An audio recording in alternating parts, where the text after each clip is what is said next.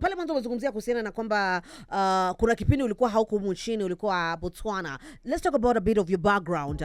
Umelelewa Mombasa wapi, soma wapi na vitu kama vile? Okay, so Mombasa born and raised. Nilikuwa primary nilisoma Coast Academy mpaka form 1. Alafu form 1 wazazi wakapata kazi huko Botswana. So tukahama Botswana, nikaishi huko 5 years, nikamaliza high school yangu huko sasa Botswana. But Botswana ndo nilianza kufanya hip hop. Ndo nikaanza, kulikuwa na culture poa sana huko ya hip hop. Ndo tukaanza hii mambo ya freestyling, battling, kulikuwa na hizi mashow, hizi sprite rap shows huko. Kaingia hizo, nikashinda one of those, nikaanza pia radio huko Botswana. Co-host one of the hip hop shows with Sprite, so it was big. And meet watu kama the late Double HP, Kuli Chana, Pro Kid, wasanii wengi kutoka South Africa, sababu Botswana na South Africa ni kama mandugu tu, ni kama Tanzania na Kenya kidogo, because they speak the same. So but now that I hear you are very deep into hip hop na mambo katika ya art, at what point una bridge na kuingia katika upande wa medicine? So before I did, when I was in high school ndo nilikuwa tuna rap, tunafanya hizi ma freestyle battles. And then sasa nikataka kufanya medicine, nikataka kusoma medicine. Kumaanisha ulikuwa chopi? Kidogo akili ilikuwa, lakini I wouldn't call myself sio kama machopi wa huko Kenya majamii. Watu huko wako na akili. So but like I said, ukikuwa creative kuna intelligence. So nilikuwa na smart, book smart, street smart, hizo zote nilikuwa na. So kwa high school huko unataka kufanya nini haswa? Nikikuwa high school nilikuwa napenda tu science. Vitu kama chemistry zilikuwa zinanifurahisha. Biology zilikuwa zinanifurahisha. So nilikuwa tu zile, sasa science nitafanya nini, nitasomea nini. So ndo mama akasema udaktari, kuna vitu zingine. Nilikuwa na, actually I wanted to do marine biology. I wanted to become a marine science because kutoka huku Mombasa ni lazima. Yes, and also kuna auntie wangu, kuna uncles wangu walikuwa wanafanya marine with camp free, so I always wanted. We used to go scuba, tulikuwa tunaenda tunafanya hizo kazi zote walikuwa wanafanya tukiwa watoto wadogo, so I wanted to do that. Lakini sasa niko Botswana kwa desert, hakuna bahari, nitaisomea wapi? So yeah, and huko university huko haikuwa na medicine, so I had to go study in Russia. Oh really? Yes, so I did my medicine I did it in Russia for 7 years kwa baridi. That's what I wanted to know. Ubaridi yote hiyo? Ubaridi -35, -40, -25 in winter. Kwa nini Russia? Russia ndo alirespond wa kwanza. Nilikuwa pia nimeapply South Africa Wits Medical University, lakini walikuwa wamechukua some time kidogo. Wao wakarespond haraka. Wazazi wakaona haya basi ndo kasome kwa daktari. Umekuwa tunaweza kuita global citizen, you know, Mombasa, Botswana, you Botswana na Russia. Sasa kwenda Russia usanisi kuachana nayo. So I was a medical student. But sasa kupata pocket money, nilikuwa naenda clubs na MC na host events na kwa hype man. Alafu eventually now watu wakanijua, nikaanza kucollaborate na wasanii wa huko, kaanza kufanya ma shows, concerts. Tumefanya na kina Snoop, tumefanya na kina, tuko na records with guys like Onyx, Naughty by Nature. Snoop Dogg moja, Busta Rhymes. Vizuri tujue jamani. Yeah, so all of those concerts nikaendelea tu pole nikafit in. Eventually I had my own band. Yeah. Wanatengeneza pesa zangu. So everywhere I go I think hapo ndo nikapata ile balance, because pia kusoma medicine it's very demanding. So I know. So nasoma medicine alafu lakini mimi ni hustler. Mamangu Mkikuyu, so I have to lazima uhustle, unajua. Klemoja nikuulizie hiyo swali, najua unataka kuuliza swali gani. Unamshangaa sana kwa hapa. Unajua nikisikia kina sasa nimemshangaa. Akiongelea kina Snoop, unajua ni ma legend na kwa nini una umri gani bro? Mimi niko 30 what now? 34. Na wakati kwa unafanya hivyo vitu ulikuwa kuna umri gani? Mimi nilienda Russia nikiwa 17 years old. Nikaenda kafanya medicine, katoka home 17 years, nikaenda kusoma.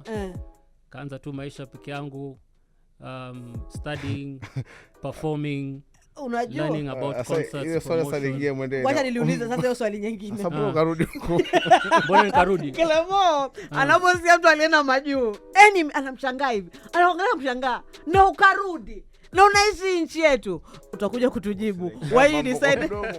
Kelemo bwana unashangaa. Unamshangaa au umshangai? Anakuchanga kwa sababu anamfuatilia.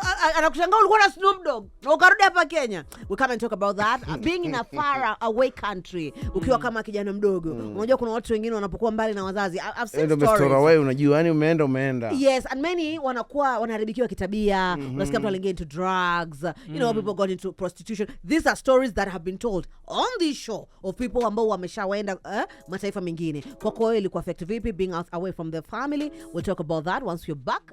Tunaongea na Dr. Rain ambaye ni resident pediatrician and vile vile pia of course he is a medical doctor, alafu pia ni health advocate na ni msanii vile vile.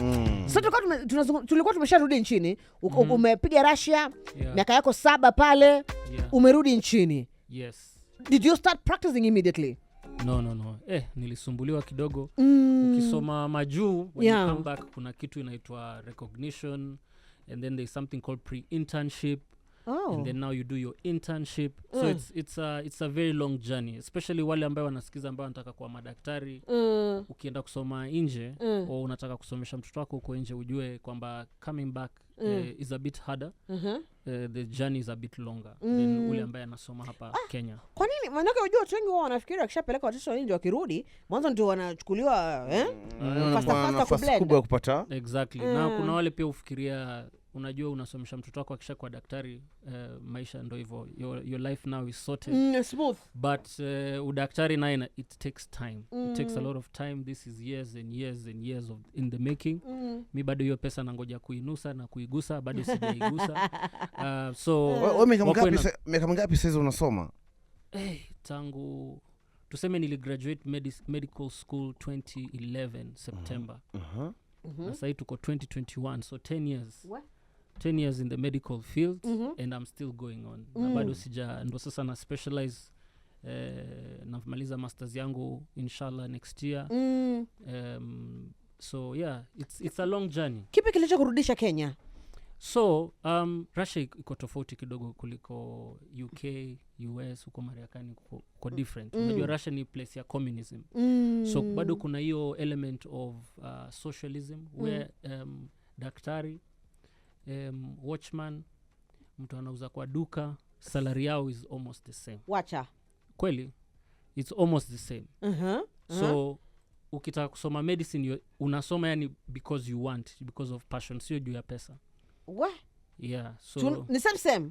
Same watchman, mtu waiter, ama daktari ama accountant. Wewe ukaona utaweza same.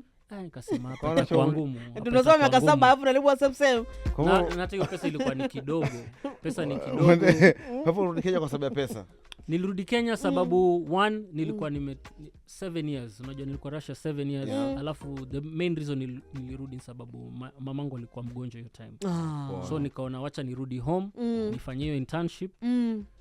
Nikae na mama kidogo, alafu nianze kufikiria mambo kama nitarudi huko. Nilikuwa nataka kurudi kufanya masters.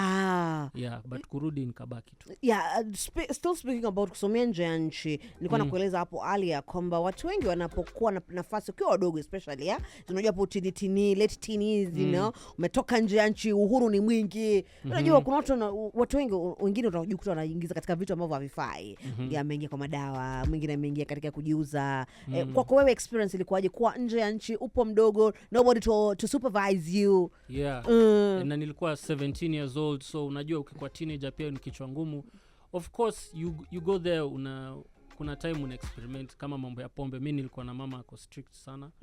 So vitu kama pombe and things like that silikuwa nimeonja pombe. When I turned 18 kasema leo nitaonja pombe, vitu kama hizo. But it's all about focus. Life teaches you, yeah. Life is a teacher. So you have to go through certain things so that you can learn. You have to make certain mistakes as long as you learn from those mistakes. Lakini mimi nilikuwa mtu focus, nilikuwa najua my situation. Sijatoka kwa hiyo time mamangu pia alikuwa mgonjwa ananisomesha. So nilijua I can't go there and mess up. I had a goal. Are you the first born? Yeah, I'm the first born. No, kwa familia watu ngapi? Tuko 3 but I have another sister kutoka huko South Africa. Okay. Niko na dadangu mwingine ambaye mamangu alimchukua. Okay. Yes, okay. But tuko 3, yes. Okay. Sisters, all sisters. Yeah. So mwisho finally ukaanza kufanya kazi hapa nchini Kenya. Yes, eventually tukapambana, kazungushwa and then I got started internship. I actually did my internship hapo Kenyatta. Kafanya internship 1 year. Kenda zangu Lamu, kafanya kazi Lamu County wakati sasa devolution iliingia sasa. Okay. So nikafanya Lamu County but sikukaa sana sababu devolution was very bad huko Lamu County. Kivipi? Ile maneno to what's still happening today. So I'll put it simply in summary. You can't manage healthcare in 47 different ways. Healthcare must be equal. It must be done the same way. Ni kama vile CBC. You can imagine kama CBC sasa mungesema health ama education iko devolved. Sasa kila county wapange kivyao. Waona? Sasa tayari CBC inaleta shida. So you can imagine healthcare. Every governor is in charge of the health docket. So kila mtu anaifuata vile anaona. Okay. And most of the time that creates a lot of room for corruption. There's a lot of inequality. So vitu haziendi vile zinafaa. Na wewe mwenyewe unaona kuna pesa, wana pesa inaingia lakini haifiki mwananchi. At what point uli decide kurudi shule ili sasa uchukue degree yako na kukuwa pediatrician? So after Lamu nilikaa maybe 1 year and then I left. Nikarudi sasa Nairobi. Nilikuwa sina kazi, nilikuwa nimeresign actually. I had given up and then nikaanza kazi, but kazi ya kwanza nilipata kama pediatric doctor. Nilikuwa nafanya na pediatrician kwa kliniki yake. So nikaanza hapo and then I think when my niece was born. When my niece was born tuka bond sana na yeye. And then now as I continued practice pediatrics under supervision, I had a mentor. Nikaanza kufanya kazi pia kwa hospitali kubwa Nairobi. And then watu wakaanza kuuliza kliniki yako iko wapi? Tunataka kukuona na kuleta mtoto wangu, vitu kama hizo. So nikaona this is an opportunity for career growth. Nikapata mentors ambao walini-encourage, wakasema wewe uko sawa.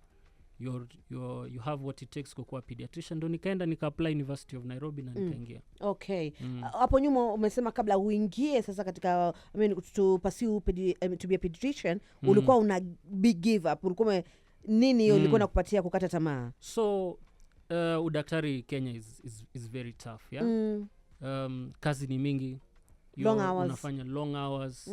Pesa pesa ni kidogo kusema kweli, kulingana na zile hours unafanya pesa ni kidogo, so you're just trying to survive. But I think it's just frustrations. Unajua sisi wa Kenya sote tuko frustrated because hatuna systems zinafanya kazi. Sio healthcare, sio wasanii. Unajua I was frustrated in many aspects. Nimejaribu kila mahali, unaona sasa nikajaribu usanii, nikaona kusanii mara MCSK nayo wanakutumia 1000 bob. 1000 ni nyingi. In a month umespend over 100,000 kwa video, kwa muziki, hairudi, mambo ya concerts, kupata gigs nini tena cartels. So systems hakuna ambaye zinafanya kazi. There's a lot of corruption. So vitu kama hizo zina frustrate mtu sana. So eventually nilisukuma the reason I'm doing it ni passion. Okay. Because I've fallen in love with it. So the thing is with medicine, ukishamaliza you'd rather go where you feel you like what you do, because money can never be the motivation. Hii pesa tunaitengeneza tukishapata mvi na manywele zimekuwa white na umeanza kuzeeka, unaanza kuambia uko na gout na miguu zinaleta shida ama uko na pressure. That's when you make money as a doctor. Mziki vipi bado unafanya? Mziki time is what is limiting me. But definitely like I said, mimi kwanza I'm an artist. Before I even became a doctor nilianza rap, hip hop. So definitely sahi niko tu mdogo nime-set up studio yangu. Nataka kurudi tizi kidogo because music is practice. Just like medicine, mi usema music is medicine and medicine is music. That's what I go by. And to be a good artist, to be a good performer, you must practice. The more you practice, the better you become. So right now I've been practicing a lot of medicine. I'm slowly, once nikishamaliza mambo ya masters, I'm back in the studio recording. I still do a couple of things. Tunakuanga nyumbani tu, tunafanya mavitu na wife nyumbani. Hivyo to just to keep, keep me on the toes. Msanii wetu bwana Dela kwenye industry bwana. Dela ako salama, ako poa tu. She doesn't sing. Amechill. Sema Direne amekuwa rotimi. Unajua tu si unaona hata sahi the conversation about what's happening with wasanii and the industry. Kuna watu wengi hii industry yetu I feel na vile niko na wasanii marafiki wengi yani so many artists I feel that are international. Watu kama kina Sauti Sol, watu kama kina Fena, watu kama kina Hat the Band. You know, ani wasanii that are so globally you can place them, you know, almost next to anybody. Lakini when I travel nikienda South Africa naona vile wasanii wanaishi. Nikiangalia wasanii nikienda kumit na wao their lifestyle, nikienda kwa nyumba zao for example ile time nilienda South Africa kushoot music video na wife. Unaona vile wao wanaishi. By the way, hujacheza nyumba yake na wife, umecheza? Piga hiyo. YouTube ukiona zile YouTube views ambayo South African artists have compared to Kenyan, we are so far ahead. So there is really a disconnect ambaye mi ningependa kuona ile day wasanii mtu akona 1 million views in one week. Hiyo 1 million views should be equal to 1 million maybe in the account. Hawezi kuwa na hizi millions of views na huna chochote. Let's talk about you know vitu hivi viwili. Wakati ambapo your patients wanakuja kwako alafu kidogo alishakuona Instagram akakuta wewe ni msanii ashakuona kwenye YouTube, what reaction iko namna gani ama usanii wako umeathiri vipi udaktari wako? Well, at least inasaidia because I can say for now zamani ilikuwa ni mambo ya usanii. Sai I think I've become more popular because nimeanza kuongea on social media talking about social issues, health issues, educating about health rather than usanii. Sababu usanii nimetake a break because hakuna hiyo time ku create music at the same time also to practice what I'm doing, kufanya kazi, kusoma, so it's a balance. Alafu family life pia iko hapo. So there is that right now. I think almost every time I go to work kuna mtu ananijua. Said, hey, Dr. Rain. Na haijai ku affect, you know, those people wanakuangalia uni msanii nitie daktari mwingine. No, sijai kuwa na hiyo situation. Sasa inasaidia sababu at least people are knowing me now as a doctor. Yes. Zamani ilikuwa ni msanii akasema wewe ni Dr. Rain, nimesikia ngoma yako nini. Most of the times it's just people they're just very impressed that huyu jamani daktari. Okay.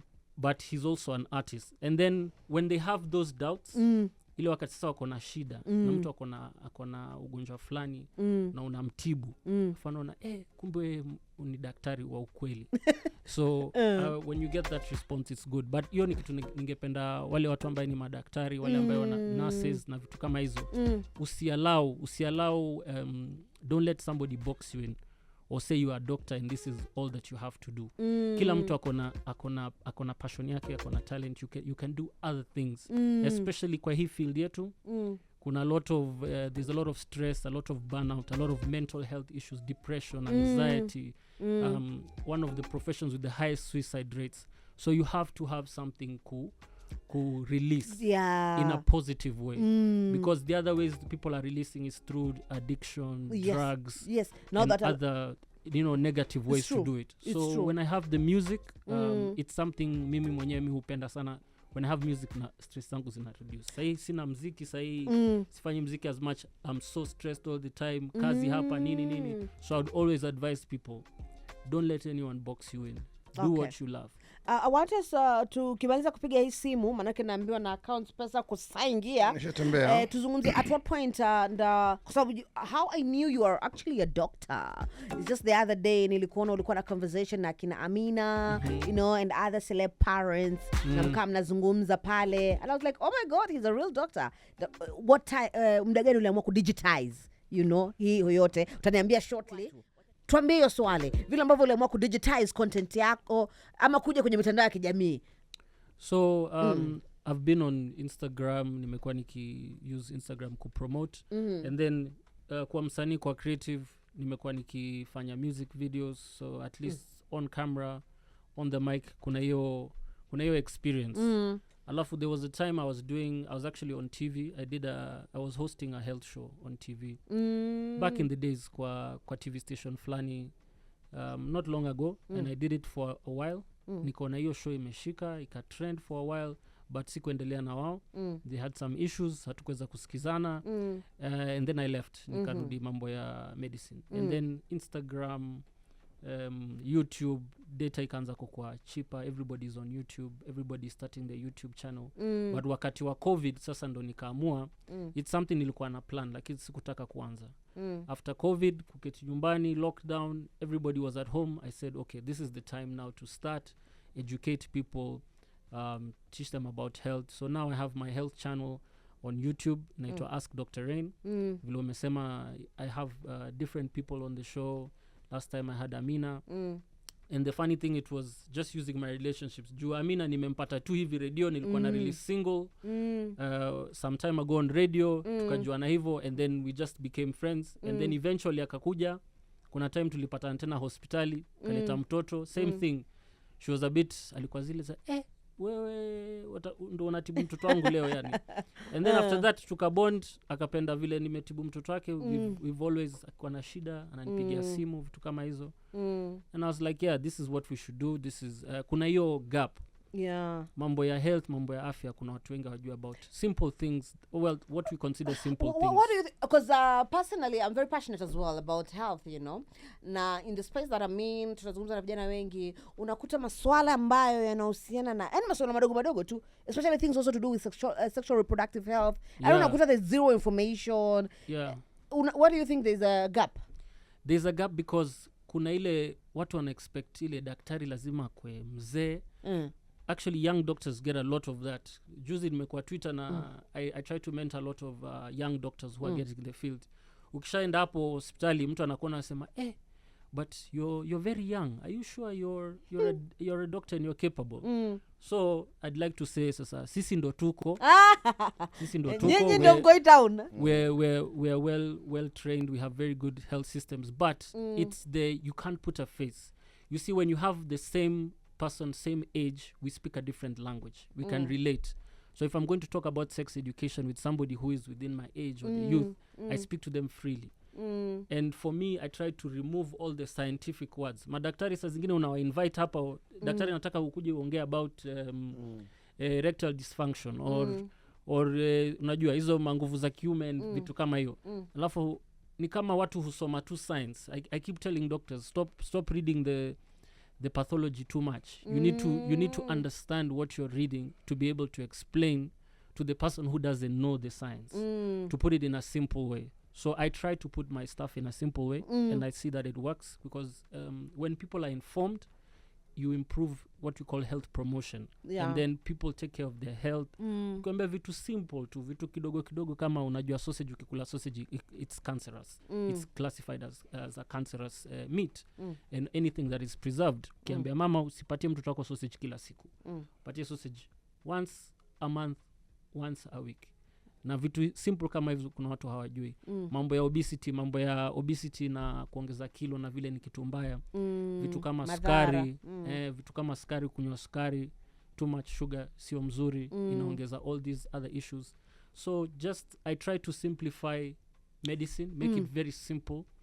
To the doctors in my field, I seem like I'm just a very simple person.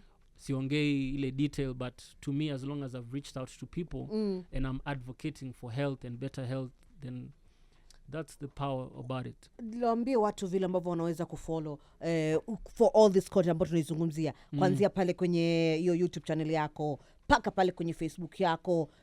I'm so sure kuna watu ambao labda vile tu umesema they have no person to go to, you know. Exactly. Daktari wako labda kule umezoea kwenda kliniki, unakuta ni mtu ambaye huwezi kuzungumza naye issue fulani. Waeleze pale kwa wanakupata wapi? So YouTube, you can get me on Ask Dr. Rain. That's my YouTube channel. ASKDRREIGN. That's on YouTube. I have beautiful channel that we've shot with now my production company in high quality. But pale Instagram unaweza nipata pia at Dr. Rain, DRREIGN. Now pale Instagram I just do very short Instagram TV, hizi ma reels and things like that to educate. Vitu tudogo kama juzi tulikuwa tunaongea mambo ya mafuta ya ng'ombe kwa watoto, usiwapaki hizi mafuta ya ng'ombe ambayo ilikuwa ina trend juzi. Mafuta ya ng'ombe Arimis na vitu kama hizo. And then also cough syrups, why you shouldn't give cough syrups to children. Hiyo tuliambiwa sisi kama wamama. Yes, wache kupea watoto cough syrups, cold syrups, those small things. So you can find that on Instagram. On Twitter, I'm also at Dr. Rain, but full doctor with REIGN. And Facebook also Ask Dr. Rain. All right. Thank you so much for coming through. Thank you. I really appreciate the invite. Yes. Umetutengea muda. Unajua madaktari wajua wana save lives. The fact that you took some time off kwa ajili yetu. Msalimie sana Dela. Nitamsalimia. Ambaye tumempeza sana bwana. Yuko. Mtakuja kumsikia tu. Ako tu chini ya maji kidogo. Mpatie salamu. Ama jamani, sawa cha nyamazi. Sawa, tuko mbele pamoja daktari. Utakusema nini ama ngoja.